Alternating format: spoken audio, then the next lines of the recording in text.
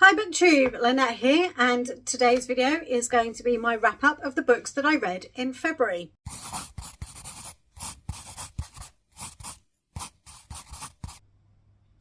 I have been doing quite well so far this year, and I have been managing to write a brief review of all the books that I've been reading and finishing this year, so I thought that I would have a go at bringing you a wrap up, which is something I haven't done for a while. I'm a little out of practice, so let's see how we go. So just some brief stats for you, because I have keeping up with those as well. I read 8 books in the month of February, or finished 8 books in the month of February. They had an average rating of 3.97, so fairly high ratings. It was a total of 2,870 pages, and I listened to around 5 hours and 49 minutes of audio. There were 4 physical books, 3 ebooks and 1 audiobook. And I read across romance, thriller, non-fiction, magical realism / healing fiction and fantasy. 2 of the books I pre-owned on my shelf before the start of the year. 1 came from the library. 1 was a new purchase. 1 was a reread. And 3 came from Kindle Unlimited. There were 2 standalones. I started 4 new series. I continued 1 series, of which that was one of the 4 series that I've started, and I finished 1 series. So let's get into the books that I actually read. The first book that I finished is Lights Out by Kayla James. This is a Formula One based romance, and it's about 2 drivers, Blake and Ryder. Blake is the first female Formula One driver, something which we haven't yet seen in real life.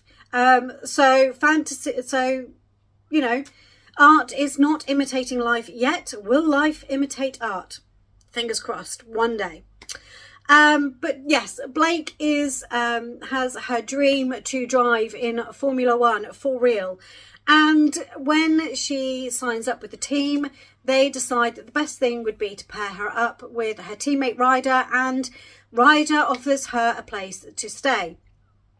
And it's kind of workplace friends-ish, but it's workmates to romance. And it's not the best written romance in the world. I have to give that to it. I did love it, and Kayla James clearly knows the world of Formula One, because kind of a lot of those details, from my perspective as an on the outskirts fan of the sport, were correct. So I did enjoy that. I thought that she did a fantastic job with that. There was a bit of the romance that was more tell than show, so I wasn't quite sure how they fell in love. But there were little elements, and there were enough little elements there to take me through their story. I absolutely loved it. I gave it 3.5 stars. I was desperate for the next book in the series, which I was glad was actually out. And yeah, I can't wait for book 3 to come out. I think that's later this year. I'll talk about book 2 in a moment. My second finish of the month was a carryover from February, and that was the library book, and that was One Dark Window by Rachel Gillig. This came so close to being the best book of the month for me, but it wasn't quite. I gave it 4 stars. This is following Elspeth, who has a voice in her mind, which is the nightmare. It's based in a world where I think it's a town called Bluster, and Bluster is surrounded by mist, and if you go into the mist without a talisman, you will lose your mind, get lost, and be consumed by the spirit of the wood. And this is about Elspeth, who, like I say, she has the nightmare in her mind. The nightmare came from a set of cards, which once they're reunited and certain magic happens, then it will do away with the mist and stop the spirit of the wood from taking souls. And it's about 2 sides who are trying to achieve that. Ultimately, I think for the same goal, but with different reasons, and the way that they're going to, because someone has to be sacrificed, the choice of the sacrifice is for different reasons. However, neither one is really that good. Elspeth, though, she chooses the side that seems to be the better of the two. And it also features a romance in here. And yeah, I absolutely loved it. The first half of the book was a bit slow going for me, but once we started to really get in with finding the origin of the magic, finding the cards that are going to repair the world, I really started to just barrel along with it, and I couldn't put it down. And I really, really wanted to finish it. And I'm so annoyed at my library service, because I took this out from the library. There are like 14 copies of One Dark Window across the entire library area that I can borrow books from. And there are only 2 copies of Two Twisted Crowns. 2. And they are both out on loan, because the first book has been so popular that everybody wants to read book 2, and they don't have enough copies, and I don't understand why they're not investing in more copies. Yes, it's permanently out on loan. I have reserved it. I am waiting, but I need the second book. I don't need it to the point where I'm going to go and buy it just yet, but you know, we're working up to it here. Because I really, really want to finish this series. I have heard that the ending to the series just keeps you going and is just as good as the first book, if not a little better. So yes, it came so close to being the best book of the month, because where this leaves off, I can't tell you anything, but where this leaves off just had me absolutely gasping for more. And yeah, really, really hope that Two Twisted Crowns comes available for me very, very soon. And then I jumped back into the Grid series by Kayla James. I picked up Jumpstart. This is Jace Collins and Kinsley. It's their story. It is second chance romance. Now, I cannot really tell you very much other than Jace Collins is the GOAT of book boyfriends for me. I rarely have book boyfriends from the romances that I read. There are a couple whose names stick in my mind that I will remember forevermore, because they are just such gorgeous, gorgeous human men. But Jace Collins is the greatest of all time. This book starts out with Jace and Kinsley meeting as teenagers. Kinsley is in the care system in the UK, and she is just coming of age, which means that she is now being pushed out of the care system, and she's meeting Jace at a time that he is also starting his career in Formula One. And they meet and they go on dates, and he is so mindful of what she needs, and she is so mindful of what he needs. It is just such an example of healthy relationship that I just absolutely adored it. And then something happens and they get separated, and we come back to them 10 years later. The reason for their separation, it was something you kind of knew how and why, but you weren't 100% certain for various reasons. And it does all come out in the wash towards the end of the book.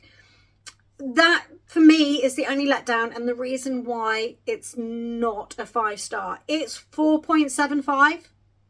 It is 4 3/4 stars.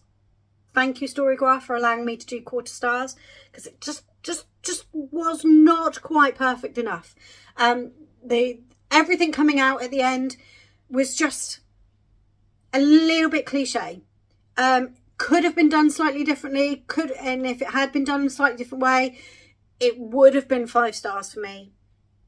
But I just loved Jace and Ryder and all the other characters that we met in book 1 and who have come into book 2 and who will be in books 3 and 4. They are such a family, and the way they loved Kinsley and hated how there were things they couldn't say to Kinsley until she had certain realizations for herself, and then were just so open and honest, and it is just exactly how a relationship should be and friendship should be. It was just 100% perfect, and apart from the end, apart from just how some of the truths came out, it was just almost 5 stars, but it was my best book of the month. And Jace he's just going to be the best book boyfriend for me for some time to come, unless his 2 friends can better that. I think both of those books are due out later this year, but yeah, I have a feeling that by the end of those books, they're going to be ones that I want trophy copies on my shelves. My next finish of the month was the book club choice with Susanna, Jess and Chrissy. And for the month of February, we were choosing between some of my favourite books, or favourite authors in some case. And they made a choice. After I finished reading this book, I was torn between apologising to them because I had forgotten just how unhinged it really is in the book version, and telling them that it's all their own fault, they could have picked a romance, because that was their choice. They chose, because it wasn't me, they chose Misery by Stephen King. Now, this isn't my favourite Stephen King book, but it is one of my favourites, and that's why I put it forward. I didn't put forward my favourite for reasons that I won't go in there. I knew of some triggers in there which I didn't really want to put out there. So I went with Misery instead. I had forgotten. It's been more than 20 years since I've read it. And I think it's been 20 years since I watched the film. But the film version is stuck in my head more than the book version for some reason. Kathy Bates did an excellent job of playing Annie Wilkes. And yeah, I forgot just how unhinged she actually is in the book version. I mean, to the point where even I was reading it Jess laughs and says that she'll be reading it from the side, reading it like this. And to be perfectly honest with you, I was as well. There were sections in here that I'd forgotten about. And boy, had I forgotten them. But it held up as one of my favourite Stephen King books of all times. If you don't know, Misery is about an author, Paul Sheldon, who has an accident, and he is found by Annie Wilkes, who is a former nurse, and she is trying to nurse him back to health, only she's twisted. She's not a well woman mentally. And Paul has written one of her favourite characters of all time, and he has killed her off. And Annie finds out while Paul is recovering in her spare room, and Annie is not happy and makes him write a new book just for her, to resurrect Misery, who's the name of the character in the book that's been killed off. And she does some sick and twisted things.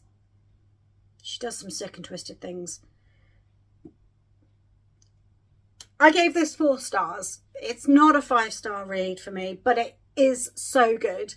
It is a book that it used to make me jump. The ending used to make me jump, give me a jump scare, but it doesn't anymore, I found out. But yeah.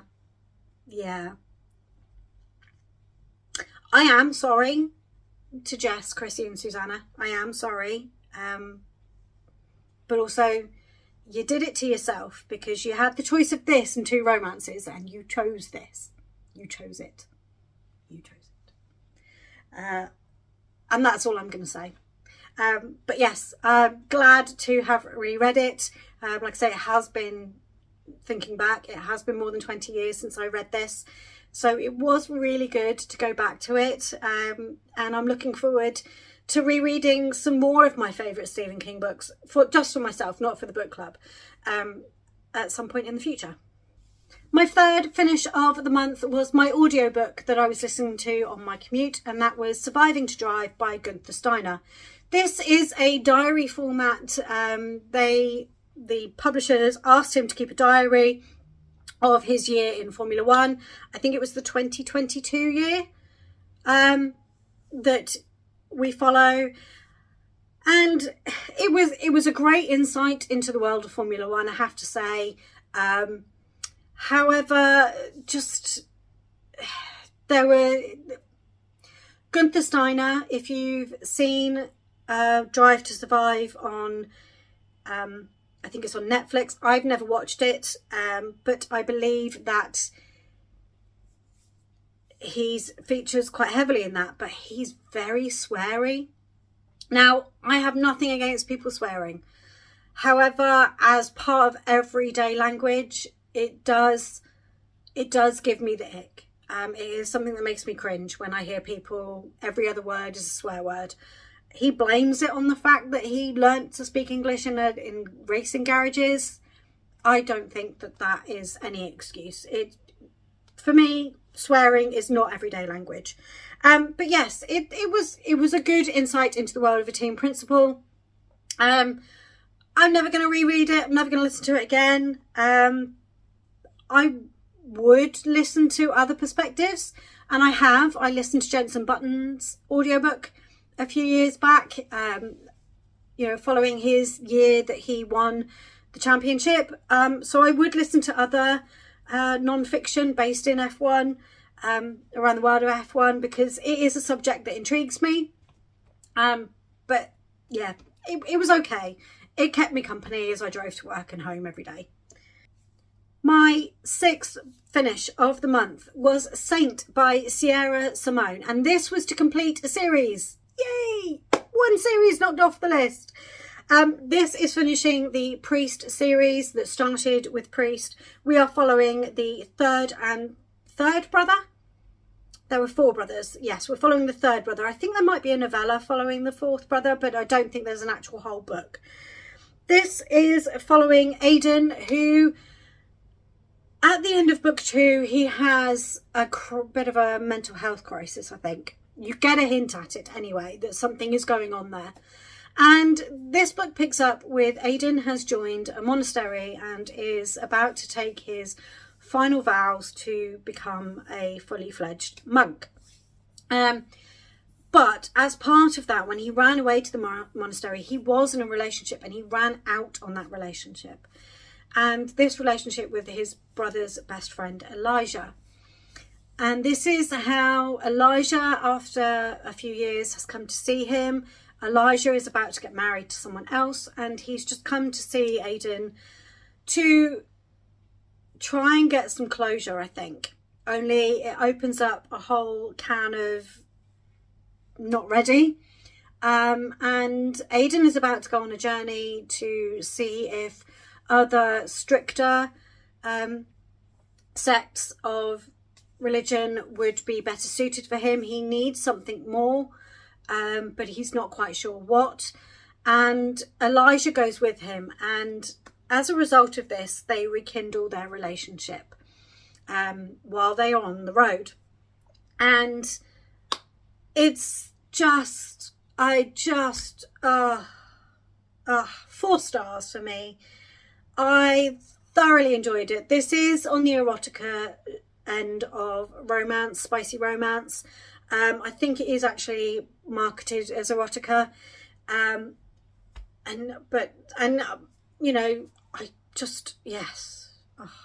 don't know what to say. Obviously there's a little bit of ew, because he's a monk and he shouldn't be doing all of this. He's meant to be celibate.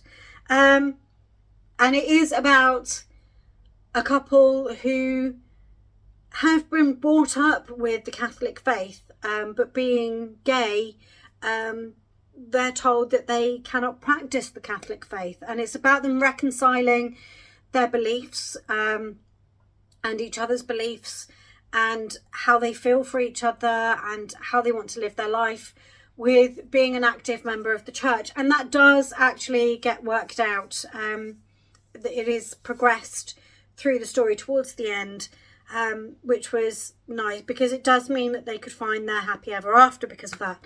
So I did enjoy that, and it was, again, it was another example of respectful relationship where each one has different needs and they have to find a way to mesh those needs together, but they gave each other time to explore that. They didn't just go and impose their wants on the other person.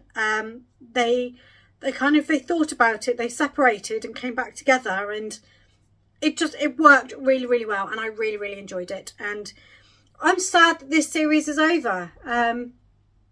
And I reread Priest a couple of years ago, and I absolutely loved it as much as the first time. So this could be a series that I go back and reread again, because I just think it was just so well done. Really enjoyed it.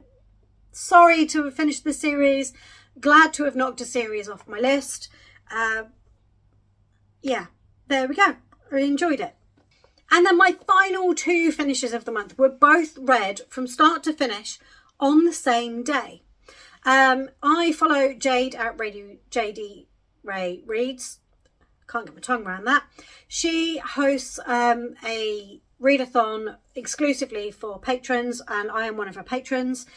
And it was our February round of that. We have prompts to follow, and we have to try and hit at least one of those prompts to catch a Pokemon. It's based around Pokemon. I know nothing about Pokemon. I just enjoy trying to read books to fit the prompts that she set for the year. Anyway, the first of those books was Before the Coffee Gets Cold by, I'm going to butcher this, Toshikazu Kawaguchi. Yes, Toshikazu Kawaguchi, Before the Coffee Gets Cold. Jade and the rest of the patron refer to this as healing fiction. I've never heard anybody else refer to it as healing fiction. It is listed as literary magical realism. This is about a cafe in Tokyo. It's translated fiction as well. My first ever known that I can know off the top of my head is that I've read translated fiction. But it's about a small cafe, basement cafe in Tokyo, where if you sit in a certain chair, you can go back to a different time and have a conversation with someone who was in the cafe at that point in time. You can do this for various reasons. We follow 4 stories in this. We follow the lovers, the husband and wife, the sisters, and the mother and daughter. The sisters' story broke my heart. I had to put it down, walk away for an hour, get my crying out of the way, because I have a sister. And I love my sister dearly. I love my brother too, if you're watching. I love them equally. They are my best friends in the whole wide world. And just, I mean, you could have replaced brother with sister in this. It could have been brother and sister. This, being in this situation, it's making me tear up just thinking about it. But it was just it's one last final conversation that you could potentially have.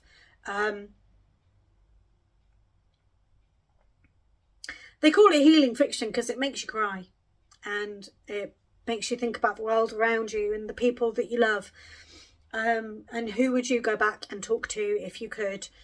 It explains the process as you go through the story, as you go through the 4 separate stories. It explains the process of how it happens, but as in the title, you only get a certain length of time to have a conversation with that person. You are given a cup of coffee and you have to drink that coffee before it gets cold to return to the present day. If you stay, you get stuck. and you become a ghost sat in that chair. There is more than this. This is the first book in the series. I'm not sure I'm going to continue. It broke my heart. And I gave it 4 stars. I don't really know what else to say about it. If you need a book to make you cry, then this is it. I don't know. I might explore other books in similar vein. Translated fiction, literary magical realism, healing fiction, whatever you want to call it. This was a gut wrencher for me. So, and it was exhausting in a way to read as well, but in a cathartic way, not in a negative way. After that though, I still had a fair amount of the day left, and I had time to start another book, but I needed something to warm my heart again, but not in a way that was going to make me cry. And we had romance as one of the prompts for the readathon, so I picked up Flawless by Elsie Silver. I bought this in promotion. I can't remember. I bought this in the works in my local town. It's the first book in her Chestnut Springs series. It's cowboy based romance. However, there wasn't a lot of ranch content in this. I mean, he's a bull rider, so there wasn't going to be so much ranch content, because he's a sportsman rather than day-to-day life, ranch life. Anyway, he is assigned a babysitter by his agency, and she is going to be his romantic partner. Rhett and Summer, that's their names. It was, for a first time read of this author, I was bowled over. I have given it 4.5 stars, so it's just behind Jumpstart for best book of the month. And I did absolutely really enjoy it. And I think Heartless is the second book. Unfortunately, I don't have quite so many spare funds this month in March to actually go and pick up that book. I think they're available in Kindle Unlimited. I'm not sure. But yes, I do want to continue the series. This was a great, I think Flawless might have been her debut book. I'm not 100%. I think it is, actually. I think Flawless was her debut book. And it just, again, it knocked me off my feet. For picking up 2 new romance authors this month, they both had excellent starts. And boy, did they knock me off my feet. I love this. They fought for each other. Rhett is the bad boy of the bull riding scene, and he needs to just calm himself down. He's kind of alienated a lot of people that are necessary to him being able to continue. And she has some issues with family, and they fight for each other when it comes to those situations. Not always in ways that make it easy for them to love each other, but it didn't keep them apart for long. You do have a third act breakup, kind of, but it's not for long. It's just until people have calmed down and then they go back to each other. So for a final finish, because this was the final book that I finished of the month, even though there was still a whole week left, it was a good way to finish, and I'm glad I've picked this up. I think Elsie Silver is going to be another author who I'm going to binge read. I think I'm going to want to have the rest of the series. I think it's available on Kindle Unlimited, so if I want a cheap way to continue it, I will be. But again, I think it's going to be a series that I'm going to want trophy copies. I don't have enough room for trophy copies. I need to stop this. Anyway, I really enjoyed it. Highly recommend it. Don't recommend it if you're actually looking for cowboy romance. But I think the next book in the series follows the rest of the family, where it is going to be based on the family ranch. So there would be more cowboy involvement there if you're looking for it. Other than that, had a good time. And really glad that I finally picked it up, because I don't normally rate highly hyped books on YouTube. And this was a very much hyped book and series last year. So for it to live up to expectations, I'm really pleased with that. So this has been quite a rambly wrap up. There have been times when I don't really know what to say about the books that I've read, other than I enjoyed them. It was a great reading month. 3.97 is such a high rating. And I think mostly it was brought down because of Driving to Survive, Surviving to Drive, whatever that one's called. Because I think everything else was kind of, yeah, and Lights Out was 3.5 stars, but everything else was 4 stars, 4+ stars. So I had a fantastic reading month. I don't have 5 stars very often, so to rate something 5 stars is rare. It's not often that happens. But yeah, I hope you had a good month in February. I hope you've enjoyed this video. If you have, then please give it a thumbs up. And if you're not already, subscribe to the channel. And I look forward to seeing you in my next one. Bye.